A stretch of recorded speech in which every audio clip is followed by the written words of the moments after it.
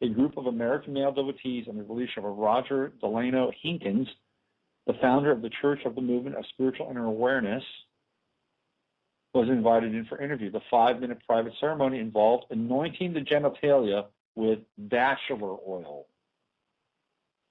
In 2001, some 20 cases were documented from information found on the internet in which male devotees had to drop their pants and either their genitals were massaged, not always with sexual arousal taking place, or Sai Baba hugged and fondled them and even forced them to accept or give oral gratification.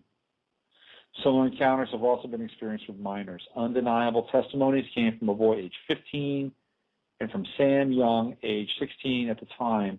Even more alarming is a letter Basava Premanand received in December 1998, written by one of the students at a Sai Baba school in Puttaparthi. The student explained in detail how some teachers make sure that good-looking young boys aged 7 and up are in front when coming for darshan. If a boy pleases Sai Baba, Babaji offers him an invitation. It was well known Babaji had a weakness for such boys, generally not even in their teens. The allegations of monetary accumulation, financial fraud, control of Indian government officials by Sai Baba and the Sai Org come largely from Hari Sampath, a past Indian security guard in the ashram, and Robert Priddy, a longtime officer in the organization who now lives in Norway. These allegations have been published on the internet, 2001, 2002. Other supporting statements are on the internet from others, and personal stories have been passed around via email and telephone. One needs to sort through the massive website entries to find all the specific details. So there you go. Sai Baba, not the man that he proclaimed to be to the world. And again, we can see this in the chart with Pluto, Moon, True Note in the 8th house. What is the moon? The moon is supposedly nurturing, right? And when it's conjunct Pluto like that in the 8th house, there is a dark underside to that moon.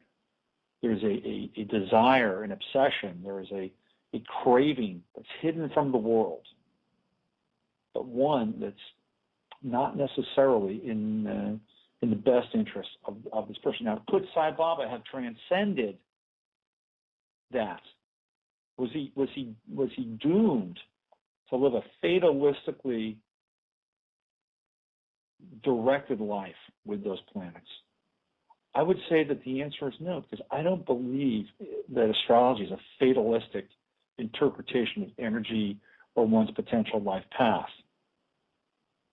Sai Baba could have overcome that. But when we look at the rest of the chart, and when we look at aspects like Neptune and Leo on the ascendant, Leo again being the sign of children, Neptune, deception, children, leadership, 10th house, 9th house, midheaven. We get to see some of that. To me, it's that square. It's that fixed square. And the anointing of him as a guru that sealed any ability for him to transform his obsession. So in many ways, Sai Baba was not unlike a bishop in the Catholic Church. Very similar. And the chart clearly denotes that there are problems. There are problems with Pluto, there are problems with the moon, a challenging Saturn, Neptune square. Again, it is not something that is that the individual can't overcome. But when you get into those fixed angles, right, fixed signs on the angles, that sometimes when the die is cast, for better or worse, the die is cast. And for Sai Baba, it was worse.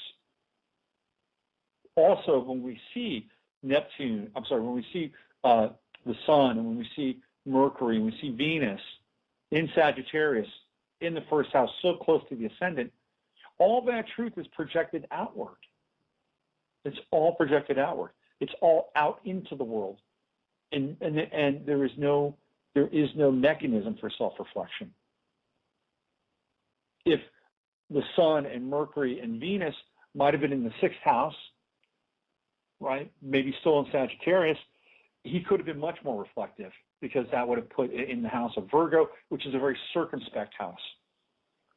There's a lot of scrutiny with Virgo. Although he did have Mars in Taurus, but again, it was retrograde. A lot of retrograde planets inside Bob's chart. He had Mercury retrograde, he had Uranus retrograde, Pluto retrograde, Mars retrograde.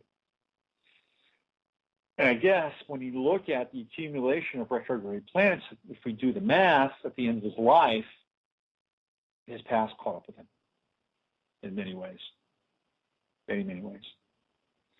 So he was a victim of his own celebrity and canonization. And unfortunately, not only was he a victim, but apparently many others were as well.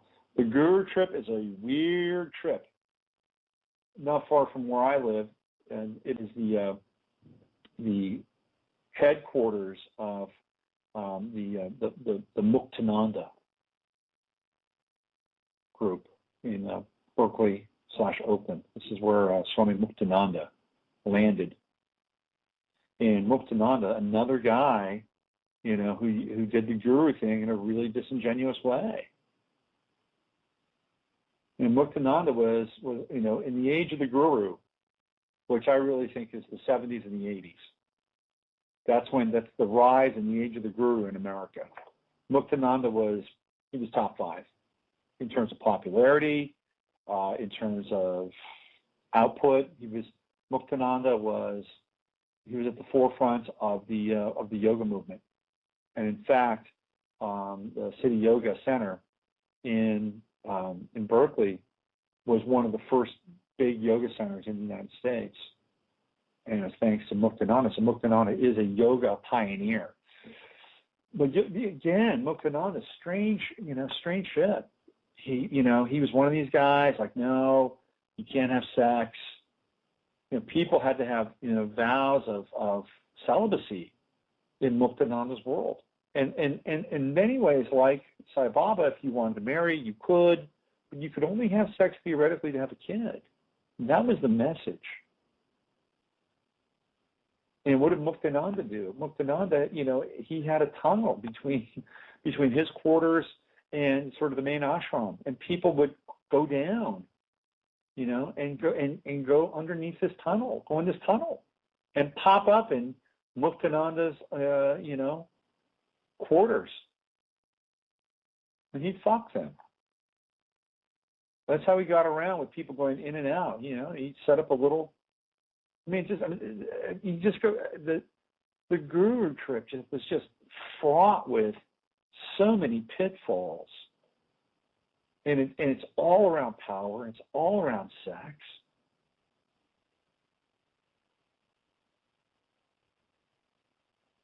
So one of the things that I kind of touched this past year is the world of Trivedi, and it was really interesting for me, Mahendra Trivedi, and I didn't really talk about this a lot, but I talked about it. I played the interview.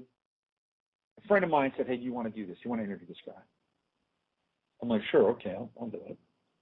Yeah, I'll interview." And I went there, and it was in a hotel in San Francisco. It wasn't even a really nice hotel, to be honest with you. It's like, come on, guys, you could have done better than this. So I go to this hotel, and there they are, and I meet these 2 young Indian guys. And one of the Indian guys is just, talking about Trivedi like, he's Jesus Christ. And he's giving me this, the massage. He's just massaging my psyche. Oh yeah, oh boy, he's the setup guy. And I'm trying my best to be as neutral as possible in this.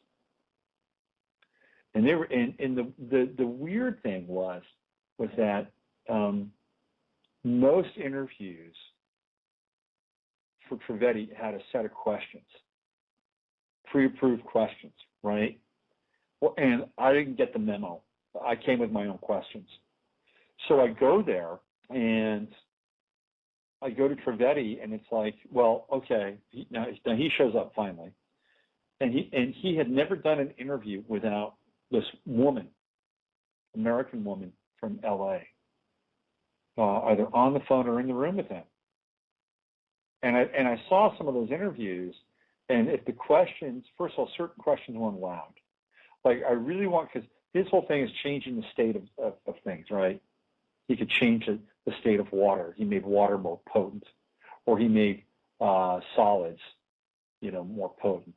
So when he came in contact with these things, plants, water, scientifically, the evidence was supposed to be there that he actually changed the subatomic nature of them. That's his whole trip, which can be hard to prove. So I wanted to ask him about Fukushima. So I did, man. We could really use you over there, And you could put on a a cape and go over to Fukushima and go do your trip over in Fukushima, or at least do it remotely. And that was one question I couldn't ask him. There's nope. You can't ask that question. Okay, fine. So I went in there knowing I couldn't ask that question, but I had other questions. And so then he panicked. It was weird, It's like he panicked, and he wanted this woman on the phone. It was almost like a child with his mother. It was a strange experience. And I was like, okay, all right, well, let's just roll with this. And then we talked. I talked to the woman, and I read her a few questions, and she kind of vetted me. And all of a sudden, he changed his mind. It's like, okay, I'm fine. I don't need her. Let's do this. But it was really odd. It was a very odd experience. And one of the things that he told me in the interview was that he left his family, which happens. It's like, if you want to be a guru in India, you got to leave your family. Make a conscious decision. You leave your family. So he left his family, came to America, and the things that he really got into once he left his family, decided that he was going to become a guru, made a decision to be a guru, was he was going to have sex, and he's going to eat meat. He was very upfront about it. But here we go. Now we're, at least he was, copping to it instead of having it behind closed doors. But since then, he's entered into some pretty tricky waters. He's having people that are actually, I think, taking legal action against him with some of his claims. It's the guru game. It's the way it is. I remember a few years ago, I think it was like 2000 and probably, 2004, 2005. I think it might have been 2004. I was living in San Diego, and there was this guy. His name is Sivadas, S-I-V-A, Sivadas, and he was this guy that taught Wayne Dyer how to do these meditations and manifestations, and he had very interesting students and clients. He name drops. I went to his thing. It was at a church in Encinitas, and I went to his thing, and one of his clients was Paula Abdul. And after Paula Abdul had a session with him, she got called in to be on American Idol. That's his claim to fame. So I sat there and was in this church, and I'm trying to get into this. I'm trying to learn something. I've never been a guru guy. I'm thinking, all right, I'm gonna see if I can learn something from this guy. I'm gonna pay my money. I'm gonna hang out and see what happens. Wayne Dyer spoke highly of him. So I go there, and he kept stressing that if you want these things, if you want the good things in life, if you want the miracles, if you want the manifestation, if you want the abundance, then you would literally place that upon him, that you would go through him to get those things. And the way that he couched this was that you don't have to worry now. Now the burden is on me. So come through me. Now, of course, he would not do that for free. No. There was a fiduciary relationship set up. with that.